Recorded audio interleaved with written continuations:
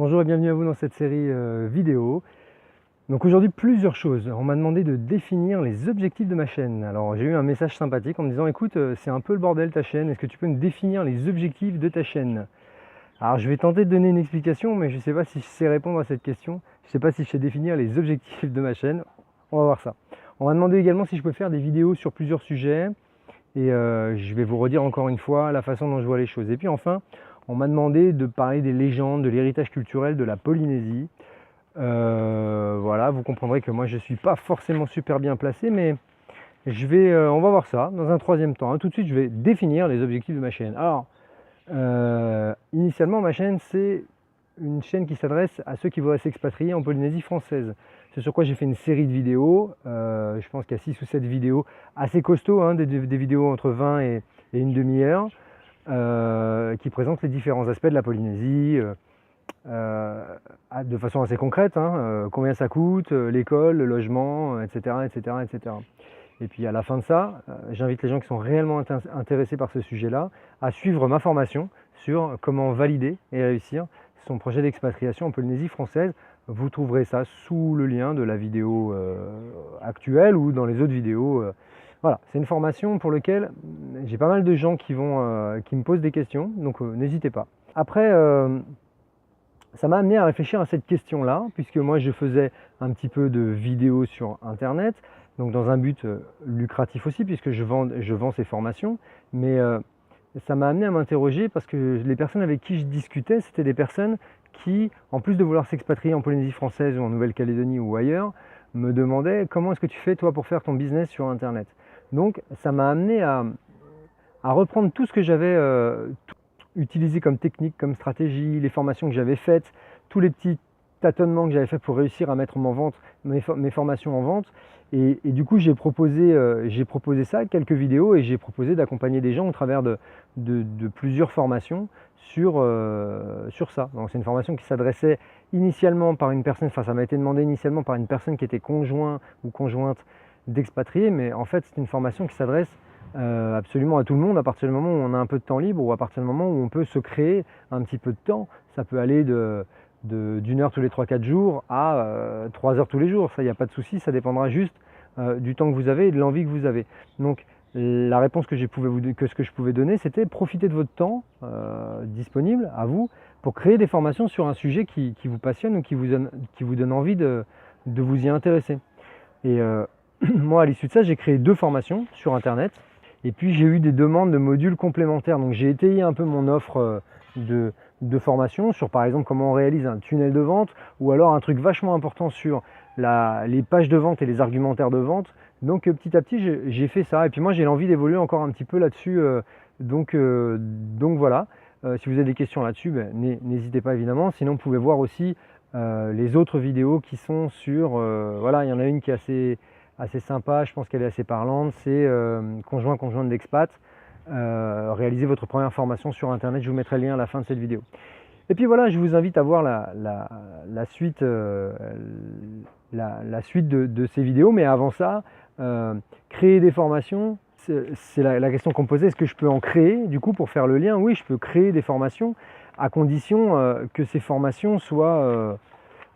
intéressante et en lien avec ma chaîne. Moi je souhaite pas du tout m'éparpiller. Voilà, vous comprenez bien, moi mon délire c'est de faire quelque chose sur de la vente de formation en étant sur un système automatisé, en n'ayant pas besoin 10 heures par jour d'être présent, de répondre, etc., etc. Je fais mes formations qui répondent à des demandes et en fonction de ça, elles sont en ligne et elles se vendent en automatique sur Internet, et c'est bien ça ce qui m'intéresse. Donc si comme moi, c'est des questions que vous vous posez, moi ça fait à peu près 1 an que je m'intéresse à la question, ça fait 1 an que je suis dans la constitution et dans la réflexion de ce business-là. Il m'a fallu 1 an parce qu'au début, j'ai pas acheté de formation. Donc j'ai passé pas mal de temps à réfléchir, à regarder ce qu'il y avait comme choses gratuites. Il y a des choses gratuites sur Internet, il y en a plein, elles sont dans le désordre, elles sont pas complètes, elles se contredisent avec tel ou tel webmarketeur. Donc moi ce que je vous invite vraiment, que ce soit moi ou ailleurs, hein, mais que ce soit moi ou quelqu'un d'autre, mais c'est trouver quelqu'un qui a l'air sérieux, avec qui vous accrochez, quelqu'un qui vous offre du contenu gratuit, quelqu'un qui a l'air de savoir ce qu'il dit, puis quelqu'un qui a vendu quelques formations déjà.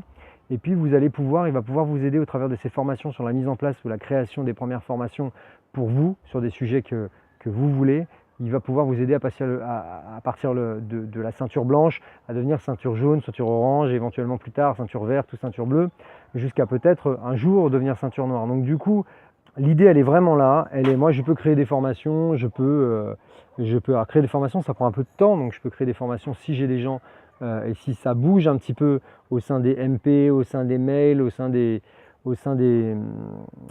commentaires que j'ai sur les vidéos.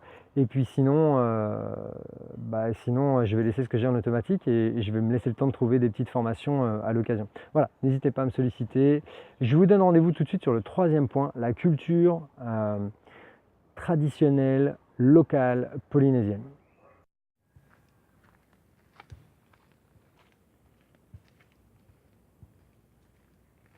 Bon, et en ce qui concerne le point culture et tradition, etc., légende, moi je sais pas si vous avez vu, mais je suis pas tellement polynésien, malgré mon accent redoutable.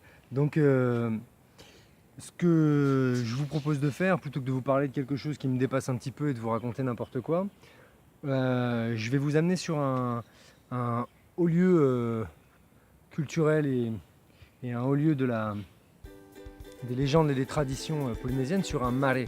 Et le marais en question, c'est le marais de Araou Araou, ce qui veut dire... Donc un marais, qu'est-ce que c'est? Et ben on va aller voir ça tout de suite. C'est une plateforme en pierre volcanique, ou en corail des fois, où se déroulaient avant des anciens... c'était un ancien lieu de cérémonie et de culte en Polynésie. Donc se déroulaient des cérémonies culturelles, sociales, politiques, des choses très importantes. Et puis, donc voilà à quoi ça ressemble. Celui-là, il est particulièrement bien conservé. Donc c'est un espèce d'édifice comme ça sous forme de plateforme. Et puis dans le haut, alors là c'est carrément la première fois que j'en vois un avec la plateforme haute comme ça restaurée. Et en fait ce qui se passe, c'est qu'à la base, ce marais-là, j'ai regardé un petit reportage il n'y a pas longtemps justement, qui était sur Tahiti TV. Il disait que le marais d'origine se trouvait plus haut, par là-bas.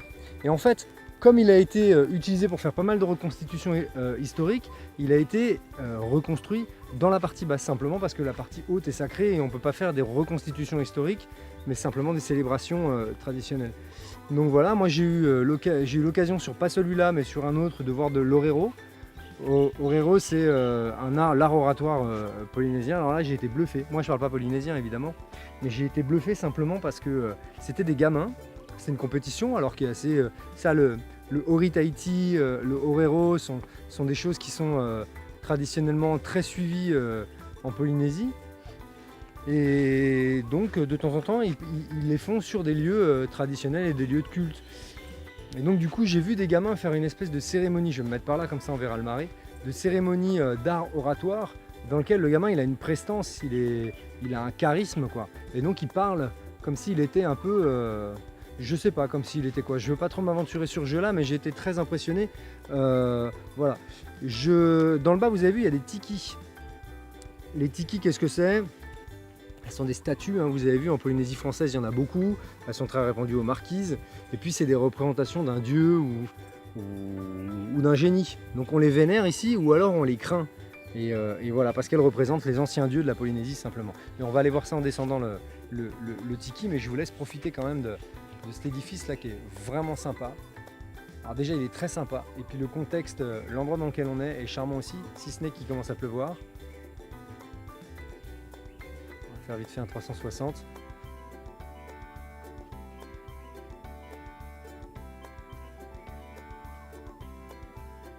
C'est chouette, hein. Allez, on va aller voir les tikis.